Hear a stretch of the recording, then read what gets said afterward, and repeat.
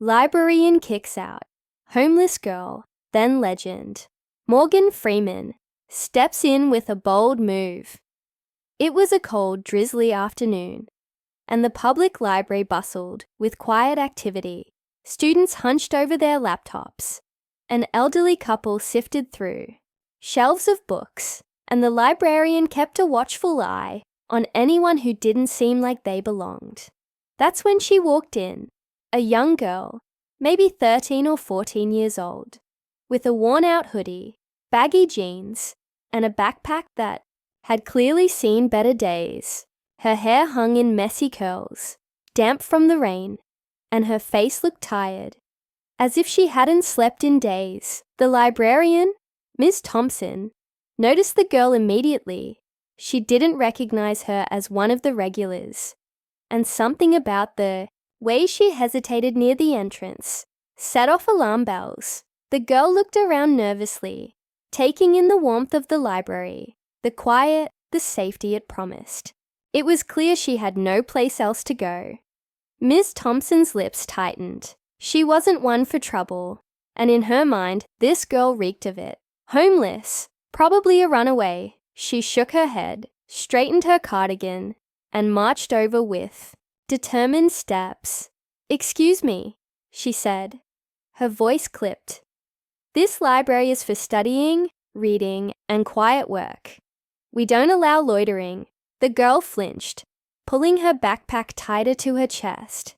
I just needed a place to sit for a while," she muttered. Her voice was soft, barely audible, and you could hear the exhaustion underneath. Miss Thompson narrowed her eyes. "If you're not here to read or study, I'm afraid you'll have to leave. We don't allow people to just hang around." The girl's eyes darted around the room, searching for a lifeline, for anyone who might offer her the kindness she so desperately needed. But no one met her gaze. She swallowed hard, trying to hold back the tears welling up in her eyes. She had nowhere else to go. But how could she explain that? How could she make this woman understand? Just when it seemed like all hope was lost, the soft creak of a chair echoed through the quiet library. From the corner of the room, a familiar voice broke the tension. Deep, calm, commanding, and instantly recognizable to anyone who'd ever heard it before. "Excuse me, is there a problem here?" Heads turned as the figure stood up. A tall, older man with salt and pepper hair and the unmistakable presence of a legend. Morgan Freeman, the iconic actor, known for his wisdom-filled roles and gentle authority, stepped forward with a look of quiet concern on his face. The room seemed to freeze for a moment. Ms. Thompson blinked in surprise, and the girl's eyes widened in disbelief. Freeman walked toward them with measured steps, his gaze fixed on the librarian. "I couldn't help but overhear," he said, his voice smooth as ever, but firm. "It sounds like this young lady just needs a place to sit for a while. Surely, there's room for kindness in this library, don't you think?" Ms. Thompson stammered, caught off guard. "Well, I'm just trying to enforce the rules. We can't have people coming in off the street, disturbing the peace." Freeman nodded thoughtfully, his hands tucked into the pockets of his jacket. "I understand that rules are important," he said, his eyes flickering toward the girl, who stood frozen, unsure of what to say. "But sometimes, what a person needs most isn't a rule. It's a bit of understanding, a chance to feel human again." The librarian hesitated, her gaze shifting between the girl and the man standing before her. The silence in the room was thick with anticipation. What would happen next? Would Ms. Thompson bend the rules? Would the girl finally be given the refuge she sought? Freeman stepped closer, his voice dropping to a gentle tone that still carried weight. "Why don't we let her stay for a little while? Give her the space to catch her breath. Maybe even read a book. Isn't that what libraries are for? To give people a moment of peace in a world that's often far too harsh." Ms. Thompson pursed her lips, struggling to maintain her authority. But how could she argue with Morgan Freeman? The room waited, breath held, to see what she would do. But before she could respond, something unexpected happened. The girl spoke up, her voice trembling, but full of quiet strength. "I'll leave if you want me to," she whispered. "But She hesitated, then finished with a shaky breath. "I just needed somewhere safe.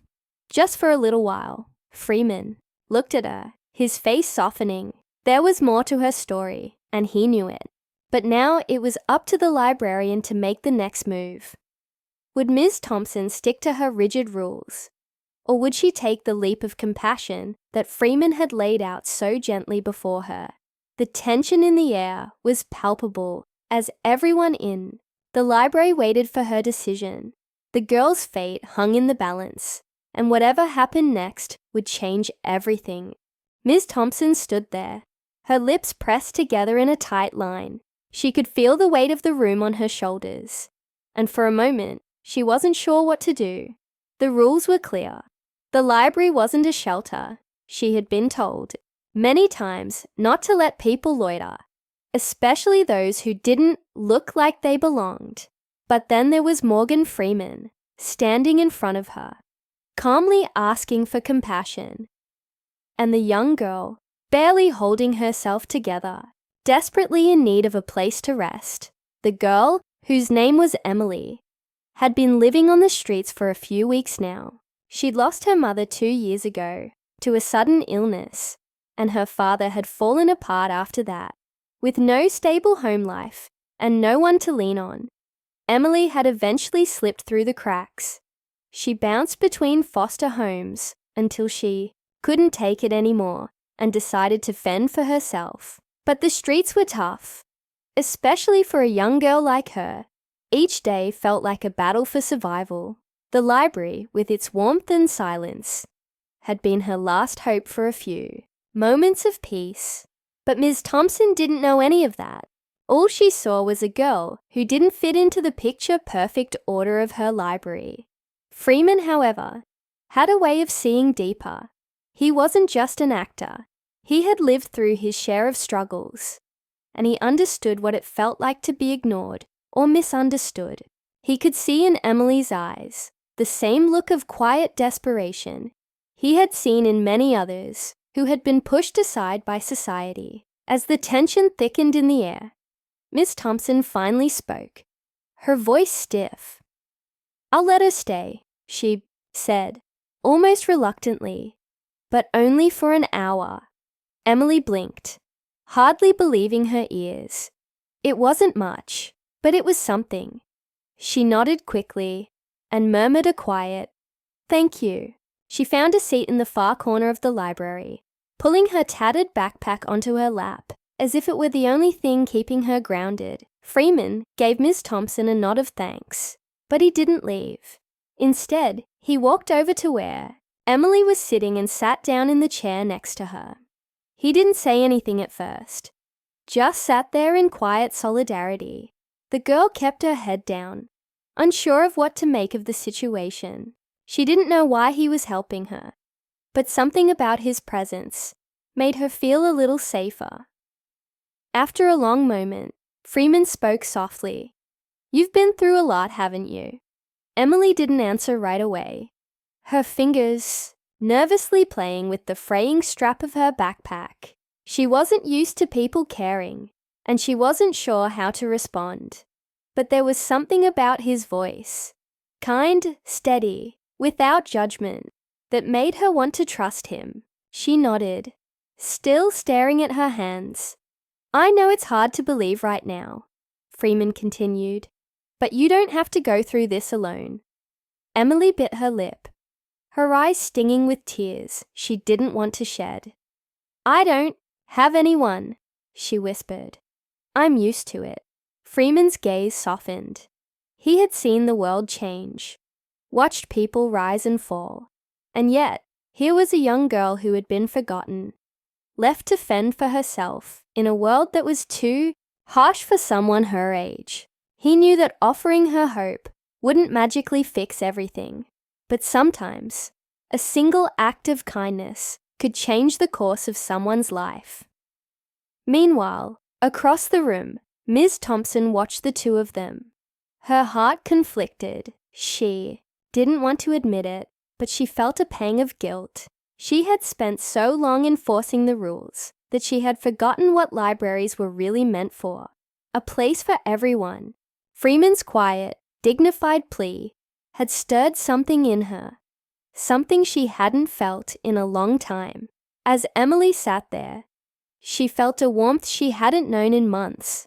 She didn't say much, but just having someone sit beside her, someone who didn't make her feel invisible, was enough to ease some of the fear and exhaustion weighing her down. The silence between them wasn't awkward, it was comforting. Freeman didn't need to say more. His presence spoke volumes, but just as the moment seemed to settle, the tension began to rise again. A tall, stern-looking man in a suit walked into the library, his eyes scanning the room until they landed on Emily. He was a social worker, and he had been looking for her for days. Emily's heart pounded when she saw him, and she instinctively shrank back into her seat. She had been running from him, from the system that had failed her so many times before. The man strode toward her with purpose, his expression a mixture of frustration and relief. "Emily," he said firmly, "we need to talk." Freeman stood up, placing himself between Emily and the man. "She's not going anywhere until she's ready," he said, his voice calm but resolute. The social worker glanced at Freeman, clearly recognizing who he was, but not swayed by the celebrity presence. "I have a responsibility to get her back into the system," he replied. "It's not safe for her out here on the streets." Emily's eyes darted between Freeman and the social worker, her heart racing. She knew what it meant to go back. And foster home, another place where she didn't belong. The fear of it consumed her. Freeman didn't back down. "With all due respect," he said, his voice never wavering, "what she needs right now is a choice, not to be forced back into a broken system." The room fell silent once again. Ms. Thompson watched from the sidelines, feeling the weight of what was happening. This was about more than just a girl being allowed to stay in the library. It was about someone finally standing up for her, giving her the chance to be seen, to matter. But the social worker wasn't about to give up that easily. The tension between them was thick, and Emily sat frozen, waiting for someone to decide her fate. Would Freeman's bold move be enough to change her life, or would she be pulled back into the system she had fought so hard to escape? The answer hung in the air, waiting for the moment to unfold. The tension in the library was thick, and everyone felt it. Emily's heart pounded in her chest as she looked from Morgan Freeman to the social worker, unsure of what would happen next. She had no idea how this was going to end, but for the first time in a long time, she wasn't facing it alone. Freeman had taken a stand for her, and that meant more than she could express. The social worker, clearly frustrated, took a deep breath and said, "I understand you're trying to help, but the system is there for a reason. She needs structure, stability, a safe place to stay. You can't just keep her out of it because you feel sorry for her." Freeman's eyes never left the man. "This isn't about feeling sorry for her," he said, his voice steady but with a clear edge. "It's about giving her a chance to breathe, to be heard. Throwing her back into the system might be what's easiest for you, but it's not what's best for her right now." Emily sat frozen, her hands gripping the straps of her backpack, her thoughts swirling. She knew the social worker wasn't a bad person, but the system had let her down too many times. She didn't want to go back to that life. Constantly moving, never feeling like she belonged anywhere. The social worker seemed to hesitate for a moment, glancing at Emily with a softer expression. "Look, I get it," he said, his tone lowering. But we have rules in place to protect kids like her. She can't just stay out here." Freeman nodded. "I understand the rules," he replied calmly. "But what if we found her another option? Something outside of the system. A place where she feels safe, where she has a choice." The social worker frowned. "That's not how it works. She needs proper guardianship. You can't just—" "I'm not talking about bending the rules," Freeman interrupted, his voice firm but kind. "I'm talking about looking for a real solution, something that gives her a future." At that moment, Ms. Thompson, who had been quietly watching from the side, stepped forward. What if we helped her right here?" she said, her voice hesitant but determined. All eyes turned toward her. "I mean, she needs a safe place, right? I've got a friend who runs a youth program. Maybe they could help her find something more permanent." Freeman smiled softly, nodding in approval. "That could be the start she needs." The social worker looked surprised but thoughtful. He glanced at Emily again, who was staring at him with wide, hopeful eyes. "It's not typical protocol," he admitted, "but it's possible. If we can get her into the program, she could stay off the streets, at least for now." Emily felt like she was holding her breath, waiting for someone to take the rug out from under her. But instead, for the first time in what felt like forever, she saw a path forward, a chance. She didn't know what the future would hold, but it didn't have to be the same nightmare she had been running from. The social worker sighed, clearly weighing his options. "All right," he said at last. "I'll look into it, but she needs to check in with the program. No disappearing." Emily nodded quickly, her eyes filling with tears of relief. "I won't," she promised.